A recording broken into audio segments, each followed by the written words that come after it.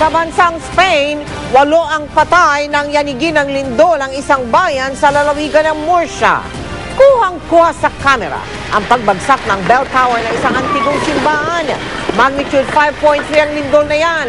Ilang gusali rin ang nagtamo ng pinsala. Ayon sa Embahada ng Pilipinas sa Madrid, wala namang napaulat na Pinoy na nasaktan sa lindol.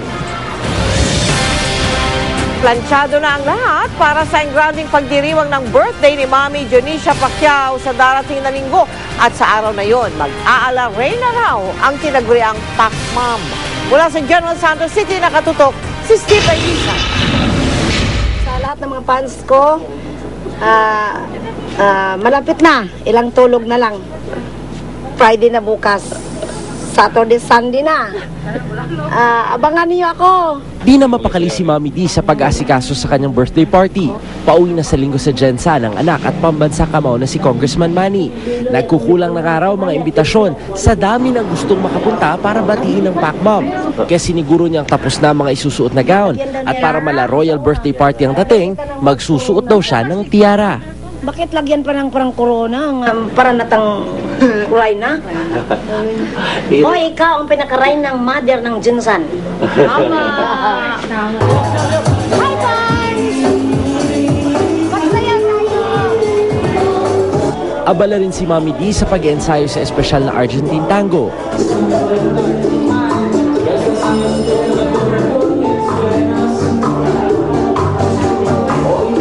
Ito raw kasi ang unang beses na sasayawin na ito, kaya halos gabi-gabi siya kung mag-practice. Galing yan kasi bright yan eh. Pag sasayaw mo yan, konting move niya, gagayahin ka niya eh. Kanina ipinili na rin ni Mami D ng damit ang kanyang DI at nagpasample pa. Yung pinakita namin sa konti-konting mga basic sa TV, mga lifting lang, mga basic lang konti. Action lang. Ang buong dance doon nasa stage. I-surprise ko sa inyo lahat ng basics. Siyempre, inihahanda na rin ng Pac-Mom ang kantang ibibirit niya.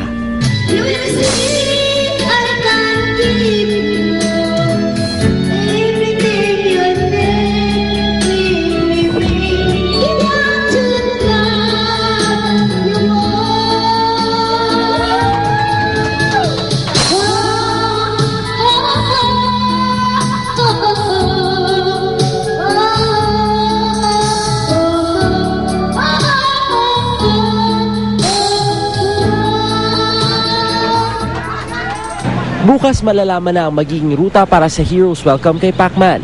Imbitado raw ang lahat ng sarangan sa programa kasabay ng pagbabalik ng kanilang kampyon na kongresista. Mula rito sa General Santos City, Steve Elisa, nakatutok, 24 oras. Si Mel Tiangco, ang inyong kapusong totoo. Natungayan po natin kamakailan ang unang yugto ng GMA Kapuso Give a Gift Surgical Operation Luslos, kung saan 62 bata ang sumailalim sa medical screening.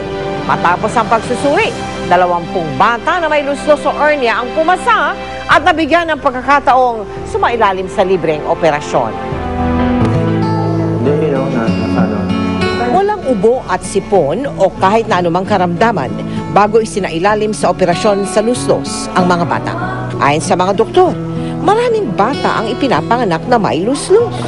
Bukol na kadalas ay nakikita sa singit o ari ang isa sa mga sintomas nito. Ito yung pinaka-common na problema, yung luslos sa bata. Ito yung number 1 sa list namin ng mga ino-opera namin dito sa hospital at saka sa ibang hospital. Matindi ang sakit ng bukol na dulot nito. Limitado ang galaw at bawal ang magbuhat ng mabigat. Operasyon na kung tawagin ay herniotomy ang tanging lunas dito. Ngunit may kamahalan ito. The operation for inguinal hernia, binubuksan namin yung dito sa singit at saka hahanapin namin yung processus vaginalis.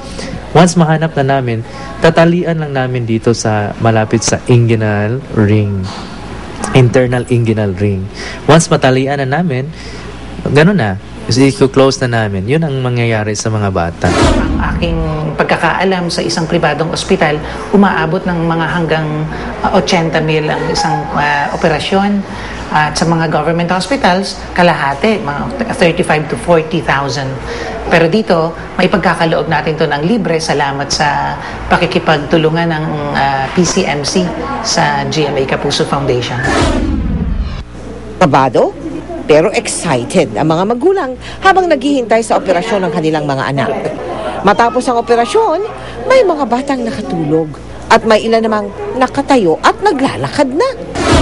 Baka sa mukha ng mga magulang ang saya. Ang operasyon ay bagong pag-asa na mamuhay ng normal ang kanilang mga anak. Masayang-masaya po ako dahil sa tinagal-tagal po ng panahon na dinadala ng anak ko yung ganyang nararamdaman niya. Sa ngayon po na operahan na po siya. Mga bata na rin po siya, maglaro na ng maayos at walang tutong sa kanya. Nagpapasalamat ako sa GMA Kapuso Foundation na meron silang ganitong programa para sa mga kagaya namin na hindi namin kayang magbayad ng operasyon. Ang tagumpay ng GMA Kapuso Give a Gift Surgical Operation Luslos ay naging posible sa pakikipagtulungan ng High Precision Diagnostics, Philippine Children's Medical Center at ang pediatric surgeons ng PCMC na nag-aray ng kanilang oras at libreng serbisyo.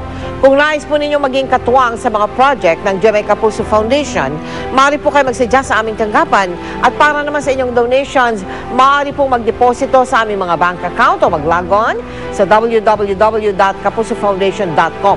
Samantala, tuloy-tuloy pa rin po ang online auction ng Ogie and Regine Celebrity Ukay-Ukay kung nais ninyong bumili ng celebrity items at tumulong sa pagpapagawa ng mga classrooms sa iba't ibang panig ng bansa. Mag-log on po sa www.ebay.ph/ukay-ukay. Susunod, babaeng ng hijack umano ng truck sa California, tinugis ng mga pulis.